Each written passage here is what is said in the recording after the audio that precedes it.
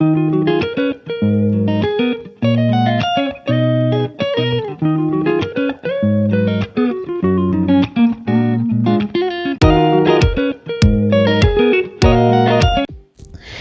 young scholars. I welcome you to today's lesson.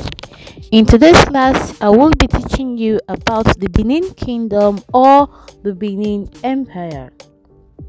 And in today's lesson, you will learn about the location of the ancient Benin Empire, the tradition of the people of Benin Empire. We will also talk about the artifacts of the Benin Empire, and lastly, we will talk about the characteristics of the artifacts from Benin. By the end of this lesson, you should be able to show the location of the Kingdom of Benin on the map of Nigeria.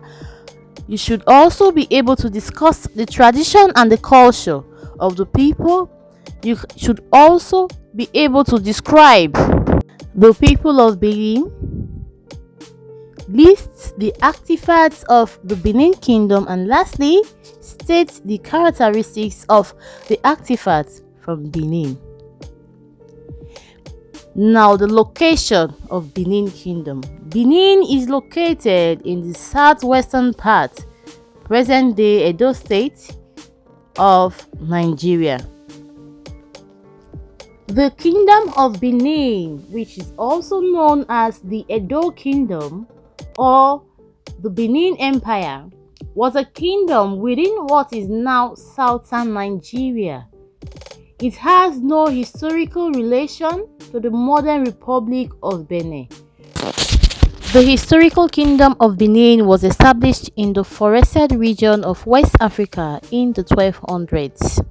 The Benin Empire flourished from around the 1200s till the 1800s. According to history, the Edo people of southern Nigeria founded the Benin Kingdom, and this was because they no longer wanted to be ruled by their king, known as the Ogisos. They asked a prince from Ife, an important West African kingdom, to take control of the Benin Empire. The first Oba, or the first king in Benin, was Ereka. He was the son of the prince from Ife.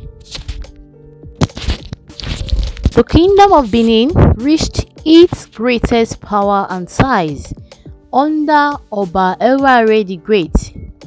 Oba Elware the Great expanded the kingdom and improved the capital, which is present-day Benin City. The city was defined by massive walls. The height of the power for Benin's monarchs began during this period.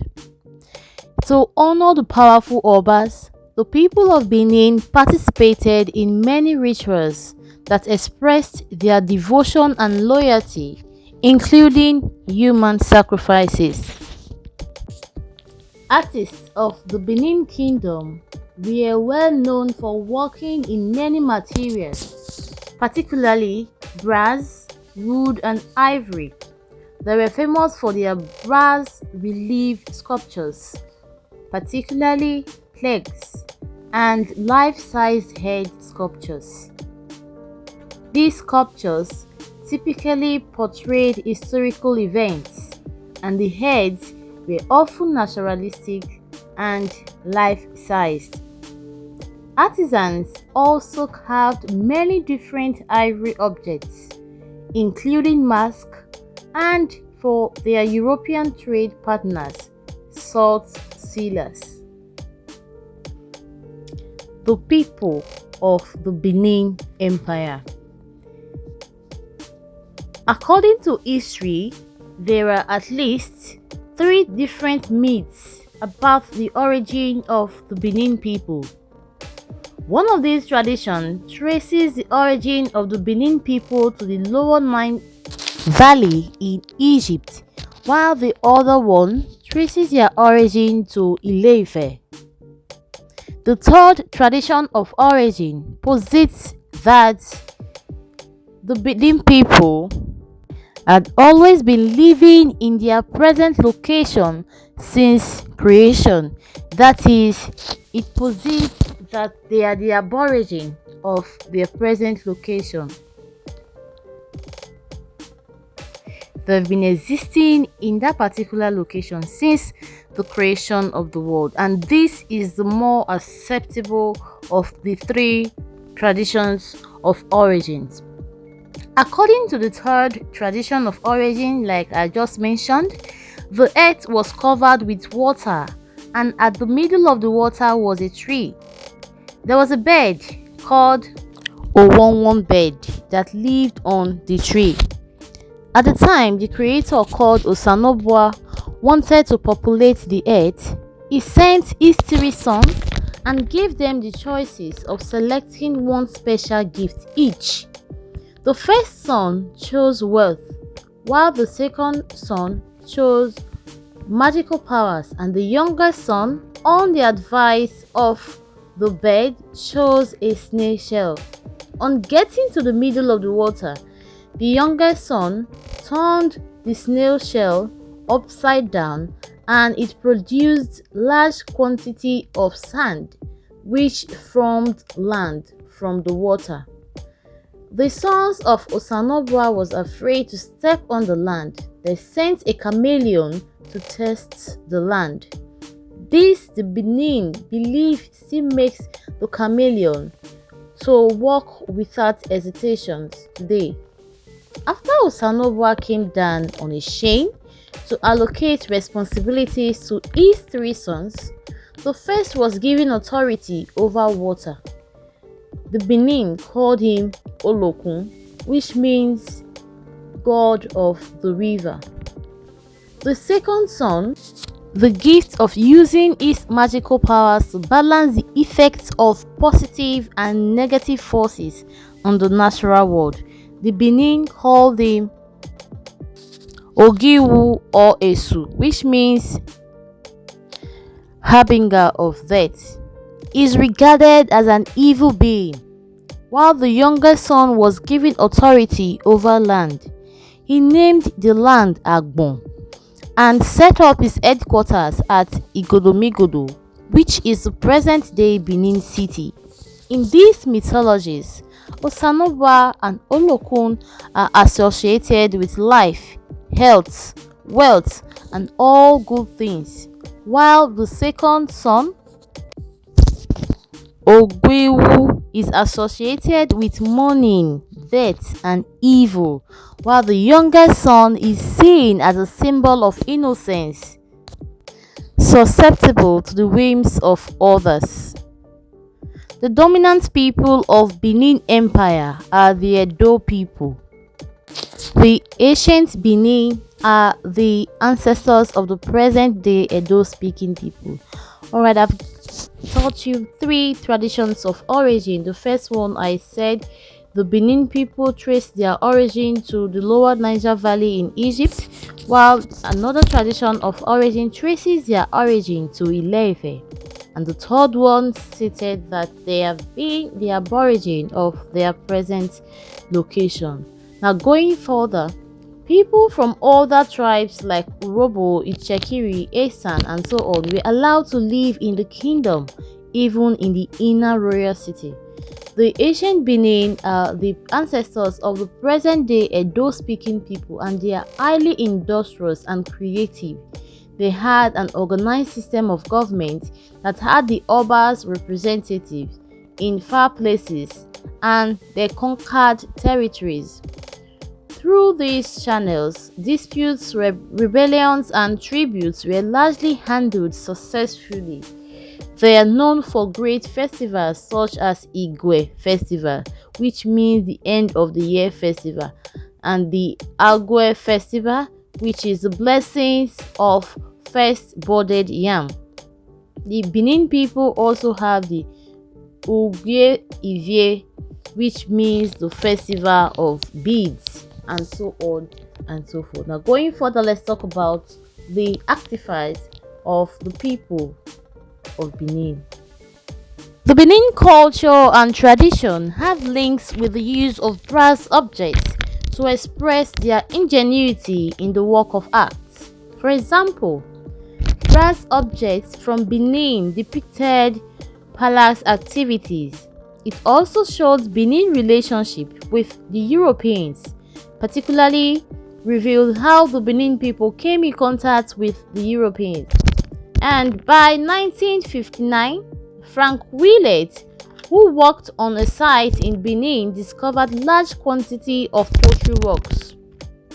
Between 1961 and 1964, the activities of Graham Corner led to the excavation of various artifacts in form of ironsmithing, from the production of bracelets, glass beads, smoking pipes, and so on, in the Benin Kingdom. The Benin Kingdom had a great stock of artifacts. Now, most of these artifacts were carted away by the British during the 1897 invasion. Most of the carted artifacts still remain with them till this day. And notable artifacts of the Benin Kingdom are: number one, the bronze work. Benin bronze artifacts are known worldwide for their advanced artistic designs, of whom depicts the Oba, the chiefs, and warriors. The peak of these works was during the reign of Oba Erare I in the 15th century. They include bronze war plaque and life-size bronze head of most Obas of Benin. They were mainly commissioned by the palace for ceremonial uses. The famous bronze head of Queen Idia is a good example of the bronze work from the Benin Empire. Number 2, ivory work. This is another major group of Benin artifacts, and they are made using ivory. A well-known ivory artifact is the pendant ivory marks of Iyoba, which is the Queen Mother. The ivory double bell, one of the oldest serving ivory sculptures in Africa. Number 3 of the artifacts from Benin Empire is iron. Iron-based artifacts were mainly tools for farming, carving weapons like spears, and so on. Number 4 of the artifacts from Benin is the corals and the beads. We have other common artifacts from Benin, which are corals, which were used for decoration of other artworks, adornments of royal attires, and so on and so forth. And lastly, let us talk about the characteristics of the Benin artifacts. Number 1, the Benin people are known for the production and the use of brass and bronze metals. Benin figures usually have protruding eyeballs. Number 3, the heads of the figures are usually bigger than other parts. Number 4 characteristic is that Benin acts are highly decorative. Number 5, most of the arts portray royal figures. Number 6, Benin arts and culture is the only art and culture that has ivory in their artifacts. Number 7, Benin arts and sculptures are mostly royal figures. They also have beaded necks with a mark of royalty in their female hairstyle. Some of the acts from Benin reveals the invasion of the British soldiers. And lastly, Benin Acts was dated to be around the 14th to 15th century. And with this, we've come to the end of our class for today. In summary, we've talked about the location of the Benin Empire. We also went further to talk about the tradition of the people. We talked about the people of Benin Empire and went further to discuss some of the artifacts of the Benin Empire, and lastly we talked about the characteristics of the artifacts from Benin Kingdom. Thank you very much for watching. Goodbye and stay safe.